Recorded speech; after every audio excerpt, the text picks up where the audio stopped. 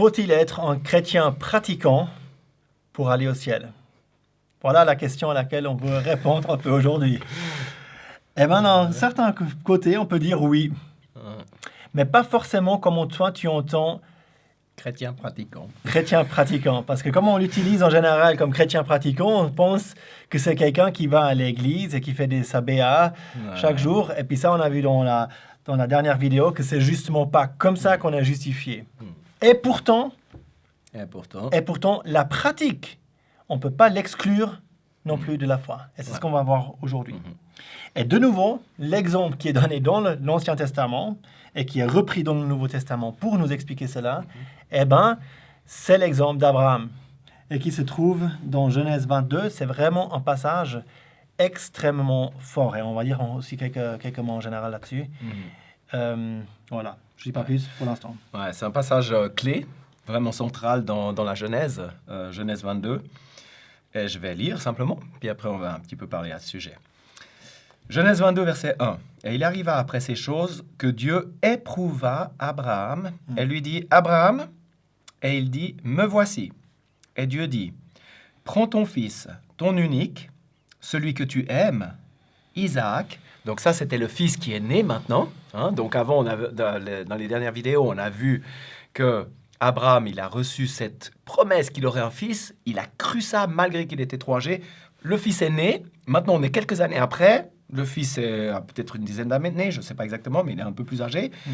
Et bien sûr que c'est l'objet de l'affection de son père toute spéciale. C'est son fils. Un fils presque incroyable. Un fils un fils... Ouais, le fils de la promesse de Dieu. Prends ton fils, ton unique, celui que tu aimes, Isaac, et va-t'en au pays de Morija, et là, offre-le en holocauste sur une des montagnes que je te dirai.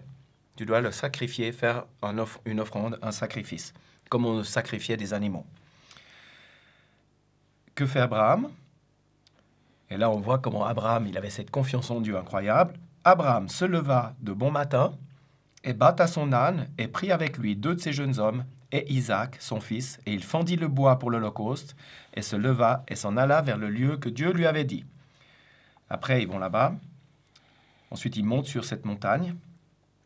Verset 9, ils arrivèrent au lieu que Dieu lui avait dit, et Abraham bâtit là l'autel. Donc l'autel, c'est la structure en pierre pour faire l'holocauste. Et il arrangea le bois, et lia Isaac son fils, et le mit sur l'autel, sur le bois. Et Abraham étendit sa main, et prit le couteau pour égorger son fils. Waouh! Comment est-ce possible que Abraham il soit allé jusqu'à ce point-là? Hein? Après, on voit, si on lisait l'histoire, on voit que Dieu lui dit « Stop, fais-le pas. » Hein? Mais Dieu on peut dire, a amené Abraham jusqu'à vérifier s'il était prêt à sacrifier, à abandonner, à donner la chose qu'il avait la plus chère à son cœur. C'était Isaac. Hein? Et on peut se dire, mais qu'est-ce qui s'est passé? Pourquoi? Qu'est-ce qui a fait qu'Abraham il est allé jusqu'à ce point-là? Et peut-être on peut lire dans Hébreu. Hein? Parce que dans Hébreu, on a la réponse à cette question. Ouais, exactement. On avait déjà vu en chapitre d'Hébreu, Hébreu 11, où il a parlé de cela.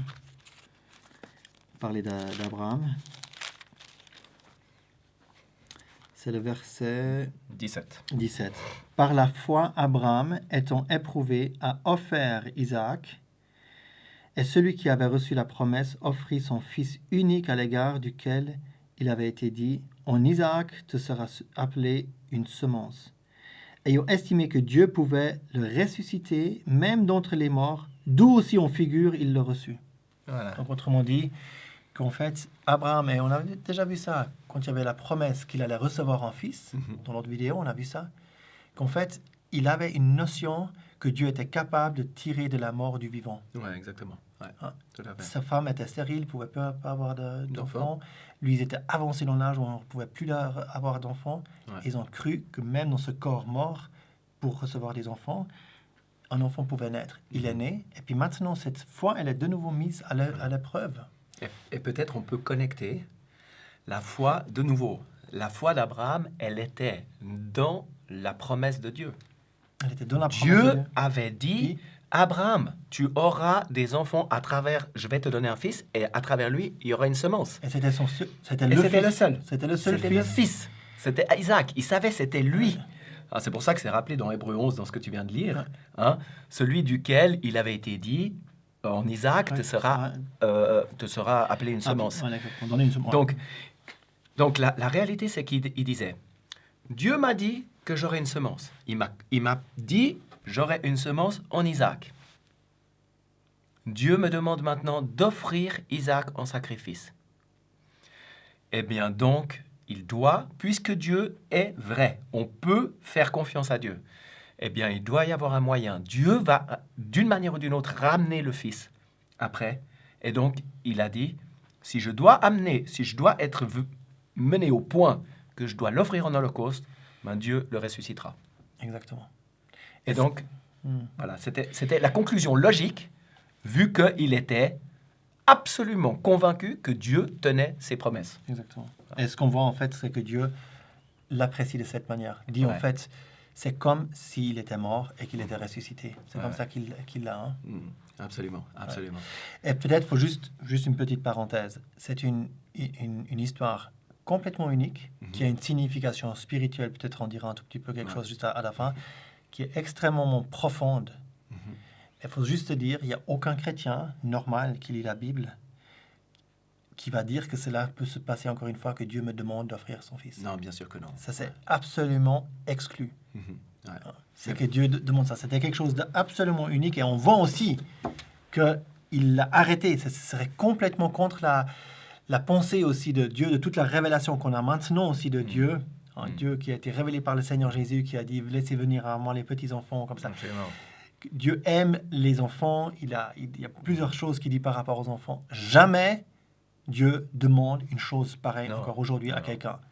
Fermeture de la parenthèse. Fermeture de la parenthèse. Et pour compléter la chose, mais ce chapitre de Genèse 22, c'est un chapitre extrêmement fort qui montre que ce qui allait se passer dans le Nouveau Testament, c'est-à-dire que Jésus, le Fils bien-aimé du Père, qu'on voit aussi dans Jean 1, il est appelé le Fils unique du Père. Ton unique, ton bien-aimé. Prends ton Fils, ton unique, ton bien-aimé. C'est Jésus, en fait, en image. C'est le Fils bien-aimé. Eh bien, que ce qu'on trouve dans le Nouveau Testament, le Fils bien-aimé qui doit mourir en holocauste, en sacrifice, mais qui ressuscite d'entre les morts. Alors lui, c'est pour de bon. Il doit vraiment mourir et il ressuscite vraiment. Ben que ça, c'était déjà annoncé dans l'Ancien Testament et que la Bible, Ancien Testament et Nouveau Testament, ça va ensemble. Et que donc c'est une preuve que c'est la parole de Dieu. Parce que c'est hyper important. Parce que l'Ancien Testament, il a été écrit, il y a belle lurette, bien avant que Jésus est venu sur cette terre. Donc, en fait, cette image de Abraham et Isaac, Abraham qui offre, le Père qui offre son fils en sacrifice, est une image de Jésus qui est mort en sacrifice et qui a été jugé de la part de Dieu sur la croix. Là, avec Isaac, dans l'histoire d'Isaac, il y a une voix du ciel qui vient, ne fait rien à ce fils, ne le tue pas. Et puis après, il y avait un substitut, donc un bélier qui était là, qui remplaçait, qui a pris la place. Mais en fait, la réalité, c'est que sur la croix, il n'y avait pas cette voix. Quand le Seigneur Jésus, il a crié, vous pouvez lire ça dans les évangiles, « Mon Dieu, pourquoi m'as-tu abandonné ?» Il n'y avait pas de réponse de la part du ciel. Il a vraiment dû mourir. Il a véritablement mourir. Il a subi le jugement. La main de Dieu, elle est tombée avec toute la force sur Jésus à cause de toi, à cause de moi, à cause de nos péchés. Absolument. Et si tu trouves, j'aimerais juste ajouter ça, si tu trouves cette histoire de Genèse 22 horrible, je le comprends totalement. Mais ce qui est horrible, c'est ce qui a amené Jésus à la croix. Ça te montre un tout petit peu cette horreur du péché. C'est une chose horrible. Mais à cause de ça, parce que cette histoire, elle s'est finalement bien terminée, Isaac n'est pas mort. Mais sur la croix, dans un certain sens, Jésus, il est mort. Je ne veux pas dire que ça s'est mal terminé, mais Jésus est réellement mort parce que ça s'est bien terminé dans le sens qu'il est ressuscité et qu'on peut être sauvé. Mais c'est quelque chose d'horrible qui s'est passé là. Et c'est quelque chose d'horrible, c'était le seul chemin pour que toi, tu puisses être sauvé. Donc si tu trouves que c'est horrible, c'est horrible. Mais Dieu était prêt, le Seigneur Jésus était prêt de mourir et de subir cette chose horrible pour te sauver. Absolument. Ouais.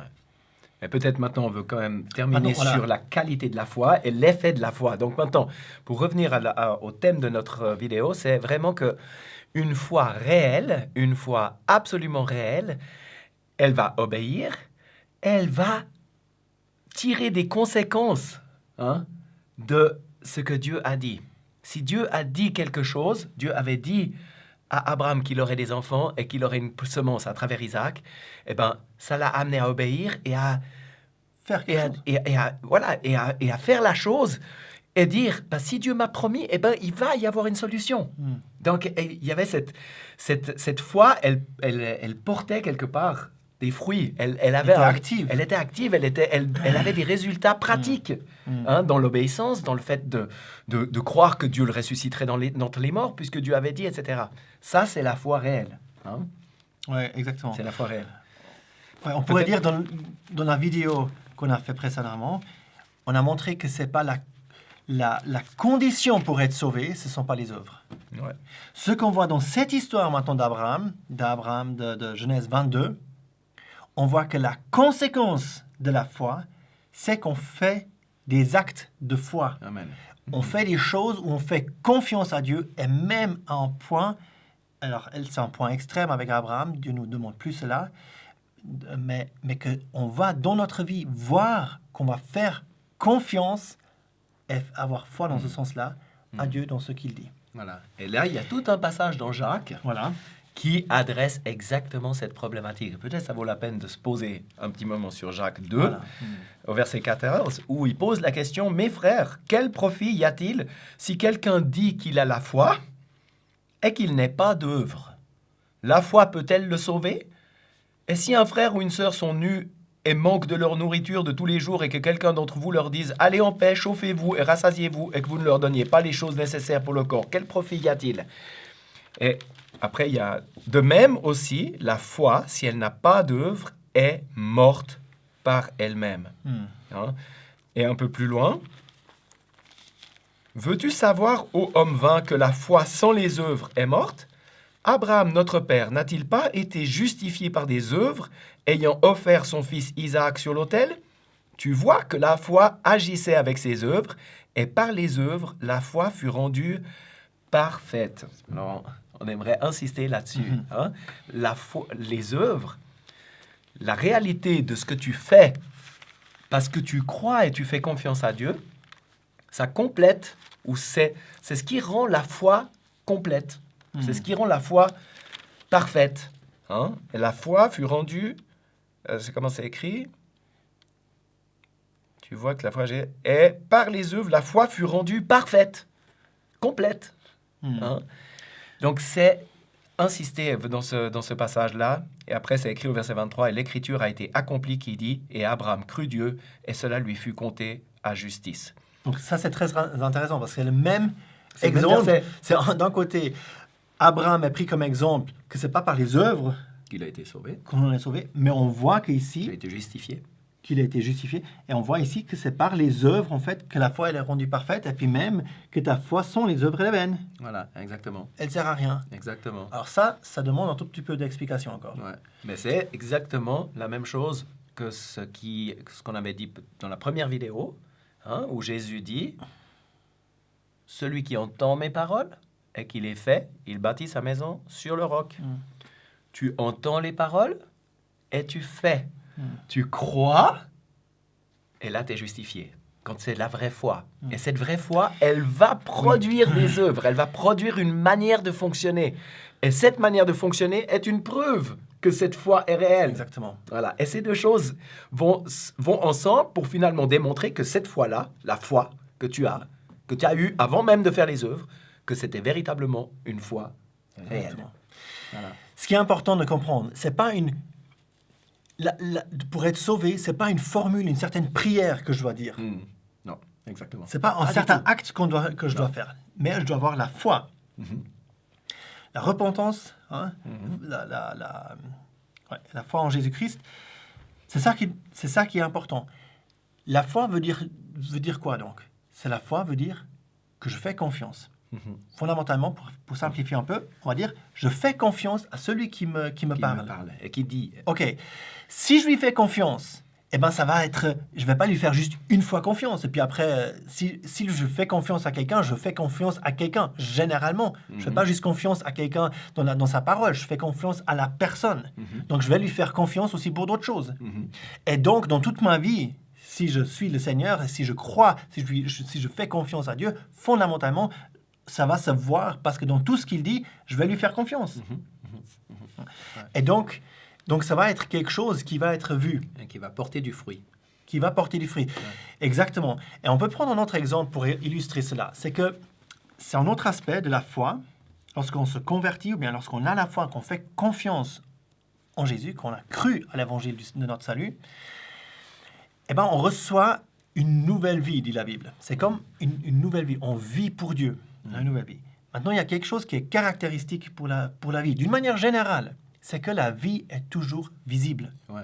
Vous avez un brin d'herbe qui est vivant, vous allez voir qu'il est vivant, il va grandir, vous allez devoir tondre le gazon. Un arbre, c'est la même chose. Vous allez voir un animal qui court, vous allez savoir, il est vivant, il court, il bouge. La vie, ça se voit. S'il est couché par terre, il fait rien, vous donnez un petit coup de dedans et vous allez voir s'il va se lever ou pas. Et même un homme qui est couché, peut-être inconscient, vous allez voir s'il a encore des pulsations dans son corps, s'il y a quelque chose qui bouge encore. Là, ce qui caractérise la vie, c'est qu'on voit, on sent quelque chose, on peut voir quelque chose. Elle est vivante. Elle est vivante.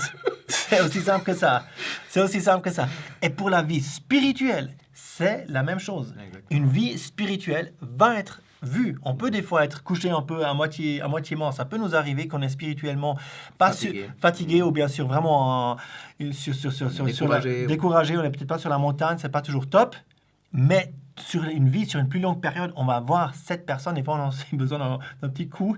Et puis, de nous, on se relève. Et puis, on va voir qu'on est en fait fondamentalement vivant. La vie se voit. La foi se voit. Exactement. Et c'est ce que Jacques dit. Insiste là-dessus. Et il dit, les démons aussi, ils croient et ils frissonnent. Et ça fait référence à quelque chose. Peut-être vous n'avez pas vu la vidéo, alors regardez les vidéos qu'on a fait avant, où je prends l'exemple de l'aspirine. Ouais, tout à fait. On peut comprendre, on peut croire que l'aspirine, si j'ai mal à la tête, peut enlever mes maux de tête. Ça ne sert à rien si je ne prends pas l'aspirine et que je la mange. Même les démons, ils croient aussi. Il y a plein de gens qui croient. Ça ne sert à rien. Il faut s'approprier, le prendre personnellement, réaliser. Moi, j'ai un problème. Moi, j'ai des péchés. Moi, j'ai besoin d'être sauvé. Et la solution, c'est Jésus qui est mort et ressuscité. Et tout ça, c'est la vérité, parce que celui qui parle, c'est Dieu. Amen. Et donc, je peux dire ce que Dieu dit, c'est digne de confiance. Je veux croire ces choses-là, je les crois. Et donc, ça a un effet sur ma vie. Si c'est écrit que le Seigneur Jésus, il est mort sur la croix pour mes péchés et qu'il est ressuscité pour ma justification et que je suis justifié maintenant parce que je crois en Dieu, c'est une réalité maintenant pour moi. Et cette justice, elle va avoir un effet sur ma vie, cette paix que j'ai dans le cœur. On a lu dans un verset, Romains 5, je crois que c'est au début de cette vidéo, ou non, la vidéo précédente, Romains 5. Ayant été justifiés sur le principe de la foi, nous avons la paix. Déjà ça, c'est un effet. Ça porte du fruit. Tu as la paix en toi. Après, dans toute ta vie, ça va avoir un impact. Si tu réalises celui qui parle, il est digne de confiance et c'est réel, ça va avoir... C'est même pas que tu as besoin de te donner de la peine. Ça va avoir un impact, un effet sur ta vie. Ça va venir automatiquement. Ouais, amen. Ça fait juste penser un ami, un musulman qui s'est converti, qui a mis sa confiance en Jésus récemment et que je vois régulièrement. Et ce qu'il me dit tout le temps, c'est « Peter, j'ai une paix à l'intérieur. J'aimerais tellement... que ma famille puisse aussi le connaître, avoir cette paix que j'ai à l'extérieur. Parce que c'est une réalité. C'est une réalité. Ça va se voir. Donc la question, c'est est-ce que tu as cette paix? Est-ce que aussi, tu peux te poser la question, est-ce que dans ta vie, tu fais confiance à Dieu? Est-ce que on voit quelque chose de cette nouvelle vie? Est-ce qu'on voit quelque chose dans ta vie que tu as réellement la foi, que tu fais confiance à Dieu?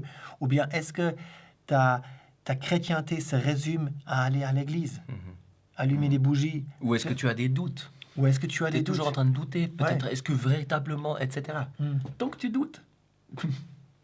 It's all gone, il n'y a plus rien. Ouais. Donc, qu'est-ce qu'il faut faire? Si tu as des doutes, parce que ça peut être... Moi, c'était mon cas. Quand j'étais jeune, j'ai eu beaucoup de doutes. Donc, on a aussi compassion vraiment pour cela, que ça peut être vraiment difficile. Si tu doutes, occupe-toi de Dieu, de qui il est. Occupe-toi du Seigneur Jésus. Parce que le Seigneur Jésus a révélé Dieu, a révélé le Père. Celui qui m'a vu a vu le Père, Jésus a dit. Et qu'est-ce que Jésus a fait? Il allait de lieu en lieu faisant du bien, ressusciter les gens, consoler. Il a que fait du bien. Il était tout le temps là, il a eu la compassion, il a pleuré avec ceux qui pleuraient. Et il dit, en fait, vous me voyez? Vous voyez comment je suis? Et Dieu, il est comme ça. Et c'est le grand Dieu créateur, le Dieu tout-puissant qui connaît chaque molécule de ton corps. Il est digne de confiance. Alors fais-lui confiance, mais fonde ta foi en lui. Et on a vu maintenant dans ces 3 vidéos qu'on a fait jusqu'ici que ça veut dire obéir. Il est digne d'être obéi. Il est ton père. Il veut être ton père. Deuxièmement, tu vas être justifié. Tu auras la paix. Parce que tu es justifié. Ça veut dire que tu es juste. C'est pas juste pardonné, mais tu es déclaré juste. C'est comme si tu n'avais jamais fait quelque chose. C'est comme ça que Dieu veut te voir juste. Et troisièmement, alors tu verras, si tu as cette confiance-là, la conséquence va être que tu voudras vivre aussi une vie avec lui et tu lui feras confiance aussi dans les moments difficiles. Et les gens vont le voir. Ça va se voir. Ces œuvres de la foi vont se voir. Peut-être encore une chose qui me vient à l'esprit, mais on ne veut pas faire trop long. Ce qu'Abraham a entendu quand Dieu lui a dit « Abraham, sors de ta tente, regarde les étoiles. Tu vas avoir une semence. Tu n'as pas de semence, tu n'as pas d'enfant. Ta femme est stérile, vous êtes vieux. Mais tu vas avoir... » Dieu avait une promesse de bonheur, de joie pour Abraham. Ce que on désire te dire de faire vis-à-vis de la parole de Dieu, vis-à-vis de ce que la Bible nous dit, c'est la même chose. Dieu ne te demande pas une chose compliquée, d'avoir une foi extrêmement... Non, c'est juste une question de croire ce que Dieu te dit, d'accepter la révélation de Dieu. Et Dieu, il ne te dit pas, regarde au ciel, tu auras des enfants. Dieu te dit que le Seigneur, il est mort sur la croix pour tes péchés, il t'aime. Il t'a sauvé, il a réglé ton problème. C'est une affaire qui est réglée. Que les choses de ton passé, de tes péchés, et tout ça, ça a été réglé à la croix. Que Dieu, il a été parfaitement que pour lui, c'est en ordre. Les choses sont en ordre. Les choses ont été faites à la croix, c'est réglé à la croix. Et donc, c'est juste une question de recevoir ça par la foi et de le saisir, de dire, oui, c'est vrai pour moi. Tu vois? Et puis après, la vie, c'est de réaliser que tu avais besoin. Puis après, dans la vie, tu auras par l'esprit aussi, ces fleuves d'eau vive qui sortent de ton ventre, cette joie intérieure qu'il ressent, que tu vas être comblé. Ça va être comblé de Dieu, ça va être une réalité dans ta vie. On aimerait vraiment t'encourager à réaliser, c'est un cadeau. C'était un cadeau pour Abraham. Abraham, tu auras des enfants. Je ne veux pas que tu meurs comme ça et que tu n'aies pas d'enfants. Non, tu auras une postérité, il y aura quelque chose qui vient. La même chose pour toi, Dieu veut ton bien. Oui, exactement, Dieu veut notre bien. Mets ta confiance en lui. Et c'est tellement bien. Exactement, c'est super. Vraiment, c'est la meilleure décision qu'on peut prendre dans sa vie. Si tu as des questions par rapport à ça, n'hésite pas de nous écrire, nous contacter d'une manière ou d'une autre. Tu peux passer par le site lechemin.ch. Il y a une page de contact. Si tu es dans la région du Chablais, il y a la librairie. Il y a la librairie, tu peux passer à la librairie, nous parler. Moi, j'y suis les mercredis. À Aigle, moi, j'y suis les mercredis après-midi. Mais autrement, tu peux aussi passer un autre jour, des jeudis, vendredis, samedi. N'hésite pas. Peut-être tu connais aussi d'autres chrétiens dans ta région. Parle avec eux, parle avec les gens de ton église. Et puis voilà. Mais nous, on est aussi là à ta disposition s'il faut. Ok, sur ceci, je crois on peut faire le tour de la question. On a fait, j'espère, le tour de la question. Certainement pas complètement. Pas complètement, mais déjà un retour. On pourrait faire encore d'autres tours, mais on a déjà fait un. Alors, on dit à la prochaine vidéo. À bientôt. À bientôt.